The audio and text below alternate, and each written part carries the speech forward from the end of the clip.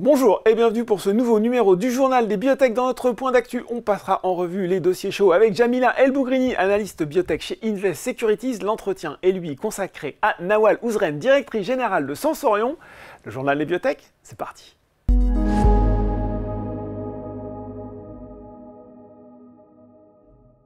Et on commence ce journal des biotech avec un point d'actu. On passe en revue les dossiers chauds avec Jamila El Bougrini, analyste biotech chez Invest Securities. Bonjour Jamila. Bonjour Laurent. Bon, et on commente l'actualité bonne et moins bonne sur le journal des biotech. Là, il faut dire qu'on va ouvrir avec une page qui est plutôt triste pour le secteur, puisque l'annonce de difficultés financières, voire de cessation de paiement pour beaucoup de biotech dont on parle régulièrement. Alors, je peux citer Carmat, Faxiam, Género, 3 dossiers. On parle souvent des difficultés de financement des biotech en disant que l'horizon financier est parfois très court. Là, on est dans le dur, si je puis dire, avec ces annonces.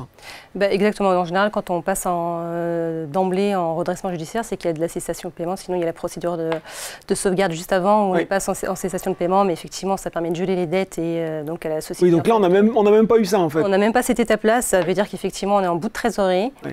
Et ça a été le cas effectivement pour ces 3 boîtes-là, qui l'ont expressément, enfin qui l'ont en tout cas explicitement dit, notamment Carmat qui a fait un appel public pour alerter sur sa situation. Et donc là, oui, ça veut dire qu'il y a une période qui est ouverte, qui peut être différente d'une boîte à une autre et qui permet juste en fait de discuter avec le mandataire pour voir si éventuellement des offres, c'est ça, effectivement, soit trouver des accords financiers pour pouvoir, des accords financiers ou industriels pour pouvoir apporter les fonds suffisants et poursuivre le développement, soit effectivement partir plutôt sur une option de cession, c'est-à-dire que quelqu'un fait le rachat du fonds de commerce et dans ces cas-là, la société poursuit son cycle de vie, ou alors ça va en liquidation, ce qui est le cas notamment de Faxiam déjà, et dans ces cas-là, en fait, ça peut être un rachat d'actifs, mais on est sur une structure qui sera totalement différente si les développements devaient se poursuivre. Bon, sur ces 3 dossiers, Carmat, Faxiam, Género, il y a encore, alors bon, Faxiam c'est trop tard maintenant, quand vous avez dit sur l'actif, sur les autres, il y a un espoir d'avoir une solution dans les semaines qui viennent ou en fait c'est ce qu'on espère. Alors sur Faxiam, c'est pas complètement fini parce que déjà sur la période qui courait d'observation, il y a 2 offres qui avaient été déposées mais qui n'ont pas été jugées recevables par le mandataire. Donc ça veut dire que la liquidation était prévue de toute manière même si l'une des offres était acceptée. Ce qui veut dire qu'aujourd'hui, il y a encore la possibilité que les actifs soient rachetés au tribunal par l'un des deux porteurs d'offres. Et dans ces cas-là, on pourrait repartir sur une nouvelle histoire, mais ce sera dans une autre structure. Voilà, exactement, dans une autre structure, ce sera plus Faxiam. Donc il y a encore cet espoir-là de voir la phagothérapie qui a été mise au point par Ferrecides à l'origine poursuivre, parce qu'effectivement, il y avait quand même un plan qui était assez ambitieux juste avant la prononciation, en tout cas de l'ouverture de la procédure de redressement, puisqu'il était question de lever des fonds. C'est vrai que la société avait des fonds jusqu'à fin mars, donc la société a cherché à lever des fonds, ce qu'elle n'est pas parvenue à faire, mais en face de ça, c'est vrai qu'il y avait un plan qui était assez ambitieux, qui semblait réaliste. Et ce qui est très dommage dans le cas de Faxiam, c'est que non seulement on avait des preuves d'efficacité, que la société avait, en parlant de ça, développé un phagogramme, donc un test qui permettait d'identifier quels étaient les agents infectieux en présence d'une infection pour pouvoir administrer de manière très ciblée, spécifique les phages, la phagothérapie, les phages, effectivement, qui seraient adéquats. Et il y avait des collaborations qui avaient été mises en place avec des fabricants, notamment un fabricant très connu dans ce domaine-là au Portugal. Et surtout, il y a une procédure qui avait été ouverte assez récemment, qui s'appelle l'IPT. Donc c'est pour les phagothérapies individualisées. Donc juste pour faire simple, en fait, c'est une forme d'accès compassionnel, donc à l'échelle de l'Europe. Donc le produit, ça veut dire que le produit en fait est commercialisé, mais avant les étapes cliniques, exactement, de validation classique. La seule condition, c'est que ce soit des produits qui soient sécuritaires, donc c'est-à-dire qu'ils soient fabriqués selon les normes GMP, ce qui était le cas notamment avec la collaboration qui avait été signée avec cette structure portugaise. Et donc l'idée, c'était de pouvoir assez rapidement prioriser sur cette voie de développement pour pouvoir générer du chiffre d'affaires, parce que l'avantage, c'est que c'est des produits qui peuvent être vendus. Donc c'était le plan. Et c'est vrai qu'en fait, ce qui lui faisait défaut, c'était son BFR et avoir suffisamment de fonds pour pouvoir atteindre ce jalon-là. Donc grosso modo 1 année de financement, mais malheureusement, elle n'a pas réussi à convaincre suffisamment d'investisseurs pour pouvoir poursuivre l'aventure. Donc ça s'est arrêté aujourd'hui. dans le format Faxiam en tout cas. Okay. Pour ce qui est de Carmat, la situation est différente, parce que là déjà on n'est pas sur de la thérapie, on est sur du dispositif médical. C'est un sujet qui tient en haleine depuis un certain nombre d'années, parce qu'on est quand même sur une prouesse en termes de technologie et d'ingénierie. Donc, le sujet était plus grand public, disons-le. Voilà, exactement, plus simple à appréhender. Oui. Et c'est vrai que c'est très cash consuming, donc c'est vrai que la société depuis sa création a levé et consommé un peu plus de 500 millions d'euros. C'est ça, c'est ce que j'ai lu. Voilà, donc il lui fallait encore encore quelques fonds. Donc chez Invest Securities. En gros, c'était 40-50 millions. Alors 35 millions pour les 12 prochains mois, 20 millions avant la fin de cette année, et au global, pour atteindre le break-even, il était estimé à peu près 160 millions d'euros. D'accord. Voilà, la marche était haute quand même, la marche est haute. Oui, effectivement, la marche est haute. Mais c'est vrai que la société a fait appel aux institutions gouvernementales pour pouvoir soutenir le projet. Et il y a eu un petit bras de fer qui a été rendu public, notamment avec le directeur de la BPI, parce qu'effectivement il y avait eu un appel, un reproche qui avait été fait dans ce sens-là de la part de Carmat, comme quoi effectivement il fallait avoir un soutien plus fort, exactement. Et c'est vrai que la BPI avait déjà apporté un grand soutien, puisqu'aujourd'hui encore, dans les dettes que présente Carmat, à peu près 60 millions d'euros, il y a une dizaine d'euros de millions. Dizaine de millions, oui. Là, ça aurait été pas énorme. Ça aurait été pas mal. Donc, une dizaine de millions pour BPI, 9 millions en PGE et autres financements publics. Et puis après, il y a la dette BUI qui, effectivement, elle pèse sur la société. Donc, aujourd'hui, en fait, l'enjeu, c'est effectivement de pouvoir geler les dettes. Donc, ces dettes-là sont gelées pour le moment. Donc, il n'y a pas d'obligation à commencer le remboursement si certaines d'entre elles étaient arrivées à maturité. Et c'est de trouver au moins ces 20 millions d'euros pour aller jusqu'à la fin de l'année et faire en sorte que l'aventure continue, sachant que la société a quand même réussi à dépasser quelques étapes clés, et en tout cas d'inflexion. C'était une année importante d'ailleurs cette année. Exactement, c'était une année un peu charnière, puisqu'il était question d'avoir des résultats, les résultats des études efficaces à la fin de cette année. Il était question aussi de reprendre enfin les essais côté États-Unis sur la faisabilité, puisqu'effectivement c'était un peu en hold depuis 2021, donc ça permettait aussi d'ouvrir le marché américain. Et puis du côté français, il était question aussi d'avoir une décision des autorités françaises pour Aizen, pour une mise sur le marché et une commercialisation sur le marché français. Donc c'est vrai qu'il y avait des catalyseurs assez intéressants et attractifs d'ici la fin de l'année, mais faut-il encore pouvoir atteindre la fin de l'année, ce qui était le problème principal de Carmat. Bon, on va suivre tout ça, sans garantie quand je vous écoute, Jamila, quand même, parce que c'est vrai que les besoins en financement sont importants. C'est important, autre sujet, il y a du rififi chez Ose Immunotherapeutics entre les actionnaires historiques, la gouvernance actuelle. Alors il s'est passé pas mal de choses. On a appris aussi pas mal de nouvelles, puisqu'il y a eu la décision d'ajourner l'Assemblée Générale qui a été confirmée par la justice, qui a rejeté les demandes des actionnaires historiques. L'équipe dirigeante a envoyé une lettre aux actionnaires cette semaine. Qu'est-ce qu'il faut en penser? Qu'est-ce qu'il faut en penser? Ce qu'il faut en penser, c'est qu'on espère surtout que ça arrive à s'entendre. Ce conflit soit résolu assez rapidement, parce que forcément ça entache l'image d'Ose Immuno, qui avait fait quand même une très belle année 2024. Ça marchait plutôt bien. Enfin, on avait le sentiment quand on regardait son suivi à la société que... Exactement, elle faisait quand même partie des sociétés qui étaient bien engagées pour être dans une success story. En tout cas là aujourd'hui, en termes de pipeline, vraiment sur le profil biotech, elle fait partie des plus belles biotech de la place française, voire même à l'échelle européenne, un pipeline riche, avec des résultats... Des partenariats rémunérateurs, avec des grands noms, donc ce qui gage de la qualité de la science de cette société-là. Donc c'est vrai que ce conflit qui s'est déclaré d'un coup a étonné beaucoup de gens, moi la première.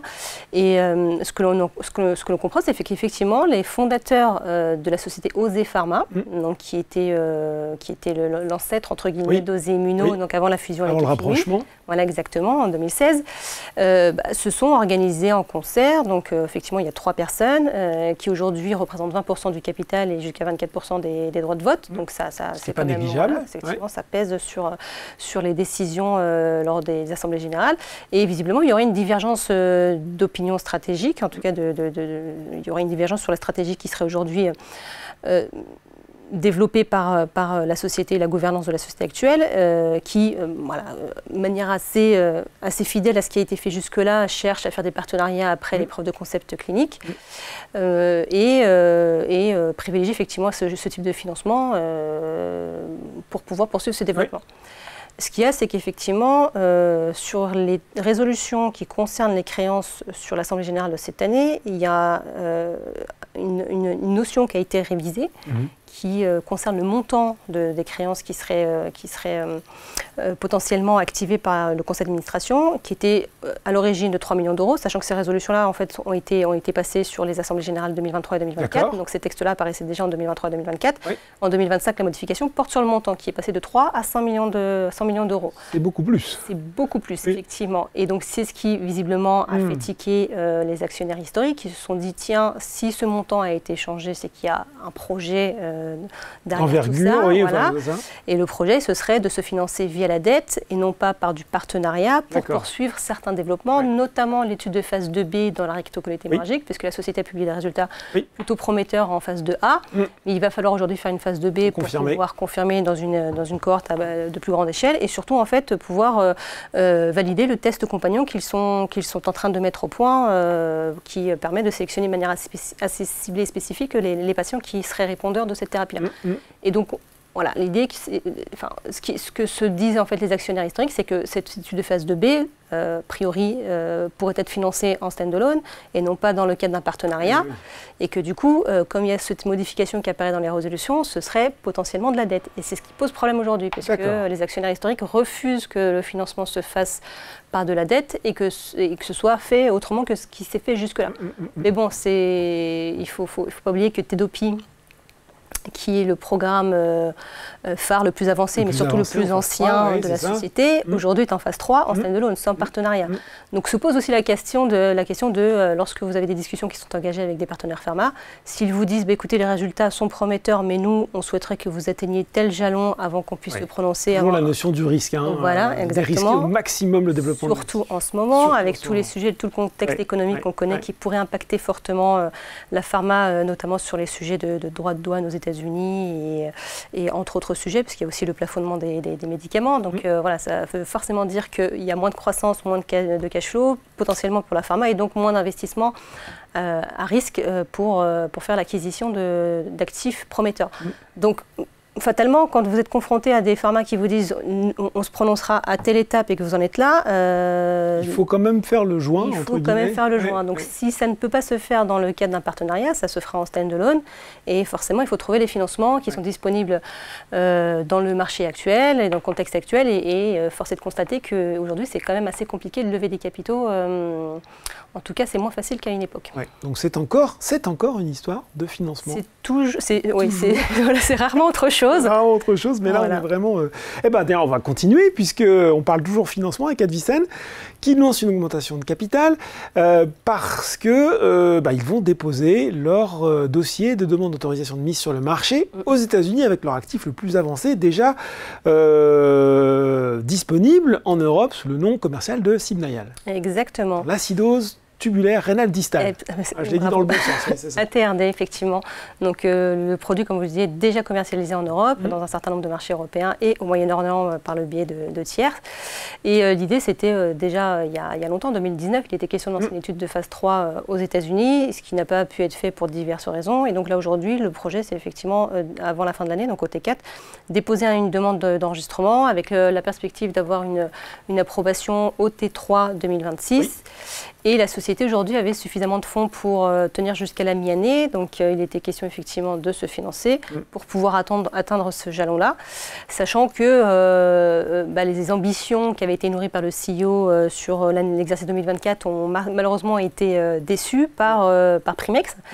Voilà, c'est pas la volonté particulière de Primex, mais effectivement... Donc c'est un deal qui n'a pas donné grand-chose. Voilà. Et il était question dans le contrat initial que une fois que la période contractuelle a été dépassée, s'il n'y avait pas au moins 40 millions de royalties qui avaient été distribués à Advicen, le reliquat lui serait donné en en milestone final d'une certaine manière. Et on parle d'un milestone qui aujourd'hui représentait 33 millions d'euros en comparaison de ce qui lui avait été donné. Sauf qu'effectivement, échec commercial, parce que ce qui fait qu'il n'y a pas eu de royalties tant que ça, c'est que c'est un échec commercial et que donc aujourd'hui la société Primex en fait n'a pas les fonds non plus pour pouvoir faire cette dette. Voilà, exactement. Ouais. Et que la seule chose sur laquelle ils ont réussi à se mettre d'accord, c'est un remboursement très partiel de 3,5 millions d'euros, splitté en deux, donc la moitié qui a été reçue fin d'année dernière et une moitié qui sera reçue au T2 2026 et qui contribuera effectivement à éteindre l'horizon financier jusqu'au T3 2026 à condition que cette ACA soit un succès, mais a priori elle était garantie à quasi 100%. Quasi 100%, exactement. Voilà, donc dans le pire des cas, la bonne surprise qu'on pourrait avoir, c'est que ce soit étendu à 2,9 parce qu'effectivement il est possible qu'on ait aussi cette perte d'extension. Donc ça permettra à la société de dépasser le jalon du dépôt et potentiellement même d'atteindre le jalon de la décision de la EDA et donc pouvoir aider la société à mettre sur le marché son produit. C'est toujours mieux qu'une autorisation sur le marché dans la poche. Hein, exactement. Surtout pour retrouver un partenaire de distribution parce que là pour le coup il n'est pas question de distribuer en standalone. Donc l'idée c'est que dans l'intervalle il puisse convaincre un partenaire pour distribuer. Il y a une signature qui soit annoncée. Voilà le point d'actu qu'on va renommer un question argent dans le journal des biotech alors qu'on a parlé assez peu de science et beaucoup de financement. Merci beaucoup Djamila. Avec grand plaisir. Tout de suite dans le journal des biotech, c'est l'interview.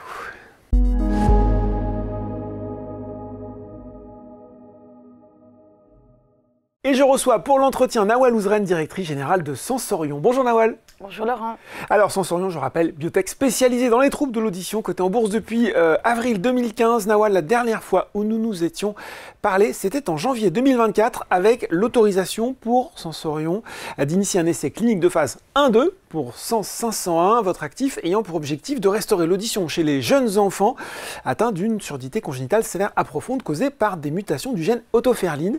Eh bien aujourd'hui, vous disposez de données préliminaires positives pour la première cohorte de cet essai. Avant de rentrer justement dans les résultats, et on va les couvrir en détail, est-ce que vous pouvez peut-être rappeler pour nous le protocole de cet essai et le nombre de patients qui a été inclus dans cette première cohorte? Avant de rentrer peut-être dans les détails techniques, alors pour nous c'est un grand moment de fierté parce que c'est vrai que vous nous avez accompagnés pendant toute l'histoire de Sensorion avec l'année dernière l'opportunité de présenter justement l'approbation de cette première étude clinique. Si on se rappelle, en fait, on a commencé en 2019 avec un accord avec l'Institut Pasteur et depuis on a 2 programmes de thérapie génique avec le premier qui présenterait ses résultats. Alors en ce qui concerne cette étude clinique, on commence en fait avec ce qu'on appelle une escalade de doses pour pouvoir voir en fait quel est l'effet dose. Et on a commencé avec une première dose qu'on appelle la dose faible, qui est la plus faible dose en fait qui est testée aujourd'hui sur on va dire le secteur médical. Parce que c'était très important pour nous de pouvoir aller directement chez les enfants jusqu'à 2 ans et demi pour pouvoir avoir la fenêtre thérapeutique optimale pour non seulement restaurer l'audition, mais le plus important c'est de pouvoir acquérir le langage et c'est la fenêtre optimale pour ça. Et donc, Et la faible dose, c'est quoi? C'est aussi garantie de sécurité, c'est ça? Absolument, oui. Parce qu'il faut quand même se dire que c'est des tout petits enfants, que c'est une anesthésie générale, c'est une injection locale, donc c'était aussi des premières. Et on voulait être très prudent et répondre en fait aux exigences, à la confiance que les parents nous donnent et les médecins nous donnent. Donc on a commencé en fait avec la dose qui a montré en fait l'effet thérapeutique minimal dans nos modèles animaux. On l'a translaté chez les humains et la deuxième dose, en tout cas dans nos modèles animaux, montre un meilleur effet thérapeutique. C'est tout l'enjeu de l'escalade de dose. Donc cette première dose, on a injecté 3 enfants, 3 bébés. 3 enfants, Et sur les 3 enfants, on a un enfant qui est ce que je pourrais appeler un répondeur total. Est-ce que la façon dont je qualifie la réponse, en fait, c'est 3 niveaux. Et probablement, on est les plus exigeants en termes de design d'études cliniques. Pour nous, ce qui est important, c'est est-ce que la thérapie génique restaure l'audition, oui ou non? Est-ce qu'elle permet à l'enfant en fait, de se développer au niveau auditif par rapport à la population normale ou par rapport aux enfants implantés? Et le troisième aspect, c'est est-ce que l'enfant commence à acquérir le langage? Et on est la seule biotech en fait, qui a démontré les 3 aspects à chaque fois sur les 3 critères parce que c'est ce que les agences réglementaires nous demandent et c'est ce que les payeurs nous demandent pour pouvoir demain avoir un remboursement. Et donc sur notre patient 3, aujourd'hui, on voit à 3 mois déjà sur l'amélioration de l'audition, des ABR qui atteignent 70 décibels, qui est en fait la limite. ABR, en fait, c'est une mesure électrophysiologique. Le bébé dort, en fait, et on met différents sons à différents niveaux de décibels et on essaye d'identifier le niveau de décibels le plus faible pour lequel on mesure une activité du cerveau. Exactement. Donc c'est totalement en fait objectif. Les compétiteurs, ils présentent aussi ce qu'on appelle le PTA. On a communiqué sur le PTA. Alors le PTA, en fait, on met le bébé sur un tapis de jeu. Il y a des haut-parleurs tout autour de lui et on observe en fait sa réaction. D'accord. Alors ça peut être plus ou moins objectif. Le PTA est très pertinent en fait au fur et à mesure du temps. À l'instant T, on peut avoir, notre bébé, il a 14 mois, il peut pleurer, il s'est réveillé de la sieste, etc. Et le troisième aspect, en fait, c'est comme je le disais, c'est les critères en fait d'acquisition du langage et du changement comportemental. Et là, ça repose en fait sur des questionnaires validés par la FDA et par l'Europe. Et c'est l'équipe médicale et les parents en fait qui répondent à des questionnaires très pointus pour identifier en fait le comportement de l'enfant au jour le jour. Et après, ils observent la vocalisation. Est-ce que le bébé, en fait, il fait des syllabes? Est-ce qu'il essaie d'imiter le son quand on lui fait, etc., etc. Et là, sur ce troisième patient, alors sur ces 3 patients, exactement, il est répondeur. C'est pour ça que je l'appelle le répondeur quasi complet. Il montre une réponse sur ces 3 aspects-là, et notamment sur les questionnaires. Pour la première fois, en fait, cet enfant, sur ce qu'on appelle les jalons de développement normal, il est passé dans la catégorie normale. Il est dans la partie faible de la catégorie normale, mais il n'est plus en fait considéré comme malentendant, en tout cas dans le questionnaire. Donc ça, c'est des résultats préliminaires positifs. Ça, c'est très encourageant pour vous, ça? Ah oui, c'est très, très encourageant, parce que quand on considère que c'était la dose la plus faible sur les 3 premiers patients, on n'injecte pas l'autre oreille, on n'implante pas l'autre oreille, on ne prend pas des enfants qui sont déjà implantés. Donc, en fait, c'est des enfants qui sont totalement naïfs de tout son. Je pense que notre étude clinique, c'est la plus exigeante aussi en termes de démonstration. Et on a voulu faire ça parce que on sait que c'est une maladie rare et on considérait que tous ces petits patients, ils sont très précieux. Et on voulait récolter le maximum d'informations pour pouvoir convaincre les autorités d'avoir un développement de thérapie génique accélérée. Donc ça, c'est la première étape, encourageante. Quand je vous écoute, forcément, les prochaines, c'est quoi? Est-ce qu'il y aura déjà des données additionnelles? Parce qu'on parle de données préliminaires sur cette première cohorte, peut-être des informations supplémentaires. Et puis, on se doute bien que l'enjeu maintenant, c'est la cohorte 2, où vous allez escalader la dose sur peut-être un plus grand nombre de patients? Non, toujours 3. Toujours 3. Ouais. Donc l'escalade de dose, comme vous le dites, on a augmenté la dose d'un facteur 3. Aujourd'hui, on va finir le recrutement de manière imminente sur cette deuxième cohorte. C'est toujours 3 patients. Et comme vous l'avez vu, en fait, on a pris notre temps et c'était très important en fait de pouvoir communiquer des informations qui soient les plus crédibles possibles. Donc ça veut dire au moins 3 patients et idéalement en fait au moins 6 mois sur les 3 patients. Donc on va continuer à communiquer et pour que les actionnaires puissent en fait prendre une décision de quel est l'effet de la thérapie génique, c'est important en fait de leur donner toutes ces données-là. Donc on le fera et on le fera quand on sera prêt. Et alors justement, est-ce qu'on a une date peut-être sur des données préliminaires pareil de cette cohorte 2? Alors on le fera, donc on va finir le recrutement, on va bien sûr suivre les visites et à ce stade-là, quand on aura le package le plus précis, on recommuniquera au marché. Bon, d'accord, il va falloir patienter encore un petit peu.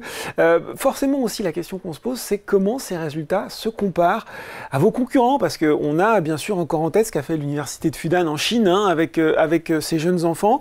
Il y a notamment aussi des groupes américains sur ce secteur, Aquos, Decibel. Est-ce que Question Cash Sensorion est encore dans la course? On est totalement dans la course, pour être honnête.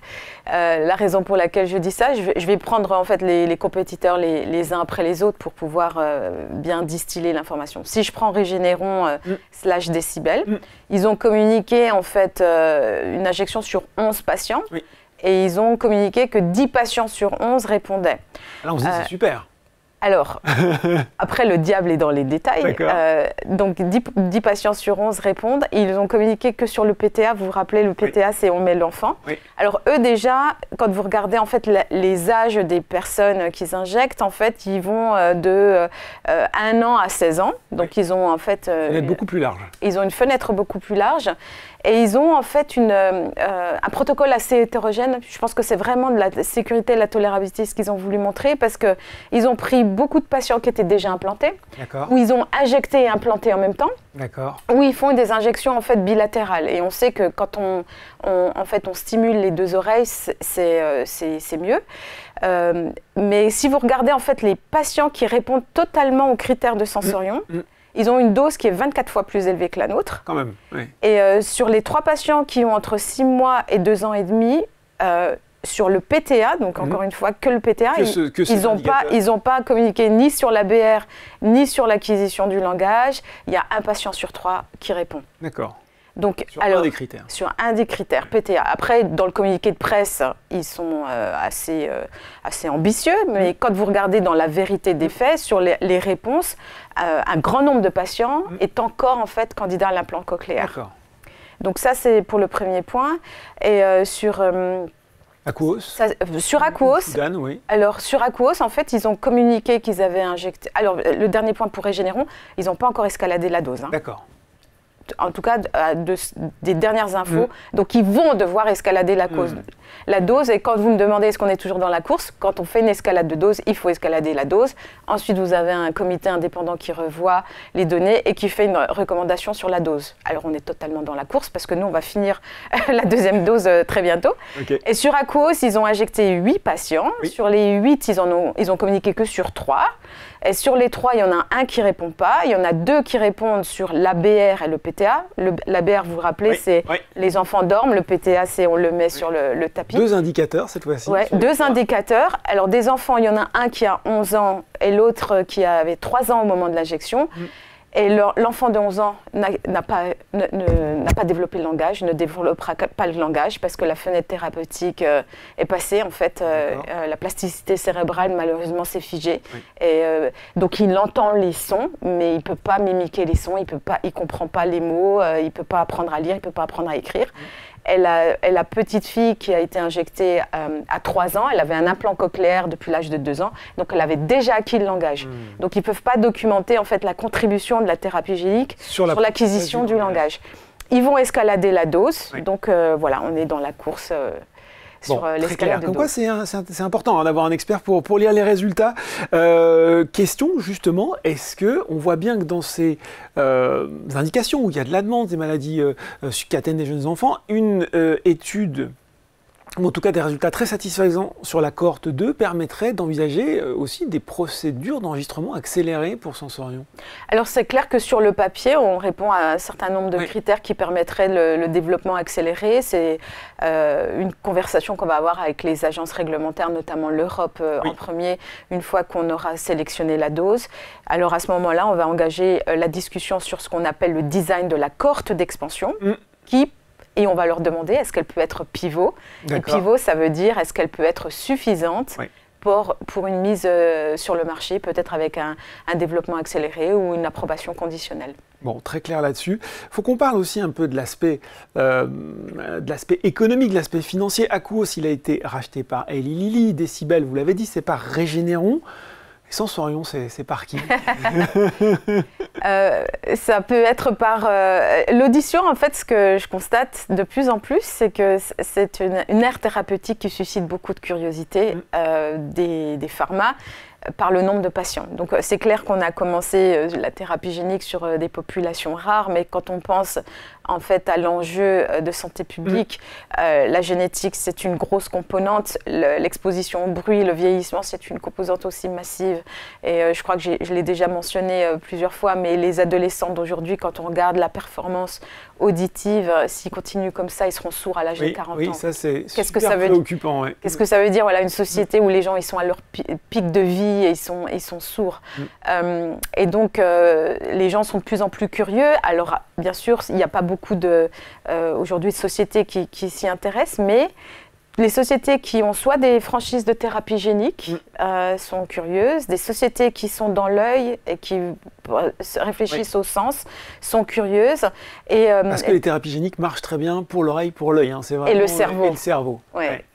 Et le troisième, c'est la neuro, en fait, la neuroscience, parce qu'en fait, les gens comprennent qu'il y a une notion périphérique, donc l'audition dans l'oreille, mais il y a la notion en fait centrale, et qu'on vient de discuter avec par exemple le préadolescent de 11 ans qui a été testé par Akouos, il entend, il ne comprend pas. Et donc il y a les deux aspects. Et on sait que par exemple pour ça, les payeurs, eux, ils ont été très très clairs, ils veulent voir les 3 critères. Est-ce que vous restaurez l'audition et est-ce que cette audition est fonctionnelle? Est-ce qu'elle permet à l'enfant de réacquérir le langage, d'apprendre à lire, à écrire? Sinon, on ne rembourse pas. On reste sur l'implant cochléaire.